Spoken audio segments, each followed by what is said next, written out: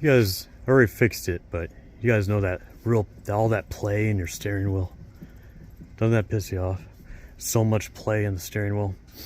Well, on this '89 G2 Golf Cart, you can fix that most likely by taking this cover off down here, which I did. This is your steering box right here. This nut and collar right here adjusts the end play of the steering wheel.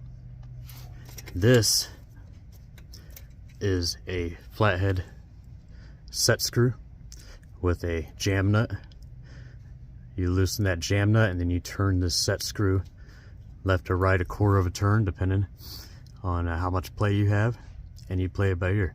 You spin that down, you're making it tighter, and what happens is the pitman arm and the steering wheel shaft or whatever, they get worn out, so you gotta raise and lower that pitman arm by that screw, and that's what adjusts your side to side free play in the wheel. So you mess with that and you go up there and spin the wheel a little bit and you get it set just right. I also take this cover off and I pack it full of grease. Okay, pack it full of grease, and that's most likely to solve your problem. Pack it full of grease, set your set screw, tighten, or it raises or lowers that pitman arm, and that's what gives you side-to-side play on the steering wheel. And now we're very good. It's tight. Another thing I did on this thing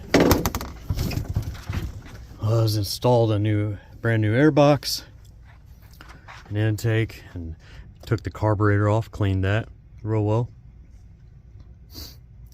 Did some wiring, soldered some connections, and installed the fuel gauge float.